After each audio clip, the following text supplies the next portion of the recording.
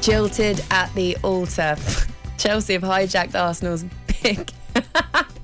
Chelsea have hijacked Arsenal's bid for winger Raphinha. So talks between Chelsea and Leeds are advancing with £55 million. That's the bid on the table plus add-ons. Apparently that's been accepted. Former Leeds defender Danny Mills, he was on kickoff last night and revealed that he's concerned with his old club selling the winger. Everyone knows that Raphinha wants to go. You know, that's not, I don't think that's in question, and he will go. It's just a case of when, to who, and for how much. And you would think that 3 teams coming in for him would make it a bit of an auction and would put the price up a little bit. You know, when Leeds were adamant that in the January transfer window, when there was that sort of falsish speculation that West Ham were interested for Calvin Phillips and Raphinha, and Leeds go, no, nothing under 60 million. They've now let Calvin Phillips go for 42, which I find bizarre. And then they're going to let Raphinha go for 55. I mean, OK, you've got 90 million in, but to replace those 2 players, you've let your best 2 players leave the football club. Yeah, there we go. That leaves Leeds in obviously a precarious position because they just survived relegation last season, and now their players losing Calvin Phillips, losing potentially Raphinha as well. I mean, they're going to get money for them, so investment and who they choose, that recruitment's going to be super, super important for them this season coming up. But let's talk about this then, because Alex Crook, our football correspondent and man in the know, is on the line to talk to us a little bit about Raphinha's potential move to the Bridge. Good morning, Crookie, you all right? Good morning. Yeah, probably better than most Arsenal fans this morning, Dora, it has to be said. I know. Do you know what, Crookie? I'm obviously really, really disappointed because I would have loved to see that happen. But I still feel more positive than I did the last window. Well, yeah, certainly the January window. Obviously, Mikel Arteta was backed last summer. I wasn't sure whether he would be back to the same sort of financial tune by the owners this summer, but it certainly seems he will when you look at Gabriel Jesus. Arriving from Manchester City. They've got a bid in for Lisandro Martinez at Ajax, and obviously they are still part of the conversation when it comes to Raphinha, although it looks like Chelsea now in the box seat, as you say. Terms pretty much agreed with Leeds. They're already in talks with his agent. Deco, of course, has a relationship with Stamford Bridge. He's got a relationship with Edu at Arsenal as well. So I wouldn't completely rule Arsenal out of this particular race, but it's always interesting when football fans think they're signing a player. He's a future Ballon d'Or winner, and when they're not going to get him, I spoke to some Arsenal fans last night. We're pretty well stocked in that position. We don't need Raphinha. We've got Martinelli. We've got Smith Rowe. So it's interesting to see that change. They got Saka as well. That's football. Crooking. That's what we do. I saw someone tweet yesterday saying it was a Chelsea fan, and they tweeted saying I would make a little compilation of all of Raphinha's best moments, but Arsenal fans have already done that for me, which is true actually. It's a fickle world. It is a fickle world. I'm not massively surprised though. Like the thought of going to Chelsea over Arsenal, where they got Champions League football, they might even be challenging as well, Crookie. They can get all these players over the line. I'm not surprised. Devastated, of course, but not surprised.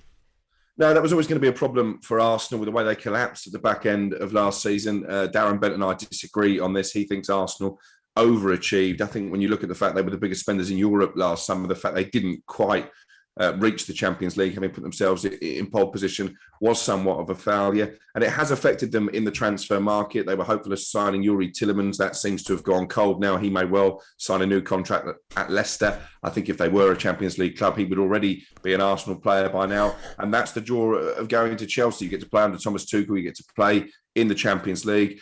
It's a fascinating situation at Chelsea with a new owner coming in, Todd Bowley pretty much making himself the de facto director of football. Marina Granovskaya, who has overseen all of the club's transfer dealings for several seasons now, has left her role. So too has Petr Cech. But you've got to say he's backing his manager, because I think Raheem Sterling will be a Chelsea player in the not too distant future, making that move from Manchester City. They're in for Nathan Ake. Another of Pep Guardiola's title winners. We know that they're keen on Matthias de Ligt. And now this Raphinha bid almost comes from out the blue. They've come in on the blind side. They've hijacked, as you say, the Arsenal deal. I was worried for Chelsea because they've lost some key players, the likes of Antonio Rudiger, obviously Lukaku going back to Inter Milan after a very disappointing return to English football. But you have to say, if they get Raheem Sterling and Raphinha, those are two very exciting signings for Chelsea fans. They definitely are. I feel like this morning when you woke up, you decided to play Annoy Laura bingo with certain words that you were using there with Arsenal, like overachieving, failure, all that sort of stuff. Crookie, she was not happy then. No, but I'm not, it's all right, Crookie. I'm not going to bite this morning. I'm absolutely fine. Is there anything else on Yuri Tielemans to Arsenal? Is there still rumblings there? Still rumblings, but as I say, the longer it drags on, the more I suspect he might well stay at Leicester. I know they made him a very lucrative contract offer, matching that on the table in North London, possibly even with a release clause. So I think Leicester are confident of keeping him. There's been some talk that Wesley Fofana could be subject of interest from the likes of Manchester United. It would take a massive bid to price him away from great. Leicester. Yeah, he's a fantastic player, and I think it will be a matter of time before he finds himself in the Champions League, but I would imagine he will give Leicester one more season as well. On the subject of Manchester United, if you think Arsenal fans are frustrated over this Raphinha situation, United fans have been pulling their hair out at the lack of activity at Old Trafford, but yesterday felt like the day they finally joined the party. They've got an agreement in principle with Barcelona to sign Frenkie de Jong, a long-term target of Erik ten Hag. Conversations for him first began as early as the middle of May. And also, they've done a bit of hijacking of their own, because we thought the Feyenoord defender Tyrell Malacia was on his way to Lyon. They had a fee agreed. He was about to discuss personal terms. Then Manchester United come in. They make a slightly bigger bid for around about £15 million. Looks like he'll be on his way to Old Trafford. What does that mean for the future of Luke Shaw? Well, I think he'll certainly have a fight on his hands for that left-back spot. Big year for Luke Shaw with the World Cup coming at the end of the calendar year. I think the likes of Brandon Williams and Alex Telles may well move on, but it's fascinating to see this transfer policy of Manchester United, because they've invested in their scouting department, but they're literally only at the moment looking at players that Erik ten Hag has a relationship with. They're still in for Christian Eriksen. He trained with Ajax before coming to Brentford. They too are looking at Martinez, a player that Ten Hag knows well from Ajax. And of course, de Jong played under Ten Hag as well. So I saw a tweet last night actually from a colleague in the written press, Duncan Wright, suggesting that Ten Hag is almost adopting the same approach to his Manchester United rebuild that Arsene Wenger did when he came in at Arsenal. Wenger was utilising the French market. We all know how that turned out. Well, if Manchester United can have the same success raiding Holland, I think their fans will be very happy. Well, that's all he knows, isn't it? I wouldn't say it's all he knows. He knows him so well. He's been there. You know, he's not going to know what the problems at Manchester United are like. Really, at the moment, I wouldn't think so.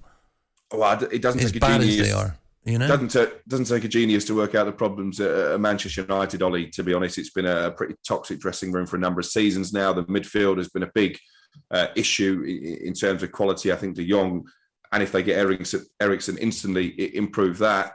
But I'm not going to use it as a stick to beat Ten Hag with, because I think all managers at whatever level of the game, they tend to sign players that they know, that they trust, they have a relationship with. That's been going on for years. That's nothing new. Yeah, but where's Manchester United set up then if he's just going to walk in and do that, you know? I think Man United are in trouble. I honestly do. I think they've got too many things to even dream of competing next year. They've got to try and get right in the next 4 or 5 years, I think. I think it is a long-term project, and I think a lot of Manchester United fans know that. I think they want to see progress this season under Ten Hag. They want to see a more attractive brand of football. They want to win more games, clearly, and they want to be a lot closer to the teams at the top of the table. But I don't think they're in as much trouble as maybe people suggest, because I know another part of Ten Hag's remit is to get the best out of players who have been underperforming. People like Marcus Rashford, even Bruno Fernandes, had a pretty poor season by his standards last year. Yeah, but he got given a brand new contract. I mean, they're doing things totally wrong. Why would you reward someone with a contract when he ain't playing very well? Yeah, and when clubs weren't exactly queuing up for his signature. I understand all of those things, but I think Ten Hag is a coach who has proven that he's a training ground manager. He will get the better out of those players. I think he's already put his arm around Marcus Rashford, who had been linked with a move to Laura's Arsenal, and said, look, you're not going anywhere. You're part of my plans. I think you might even see him using a more central position, particularly if they get Anthony, another winger from Ajax, another player that Ten Hag knows. I think Manchester United, just under the radar, will have a better season than many people suspect. And that isn't me with my red-tinted spectacles. Listen, it can't be any worse, can it? Let's be honest. I think they have reached an nadir, Manchester United. Things can only get better, as a famous singer once said. talkSPORT Breakfast with Laura Woods. Monday to Wednesday morning, 6 till 10. On AM, on DAB, via the talkSPORT app and on your smart speaker. talkSPORT.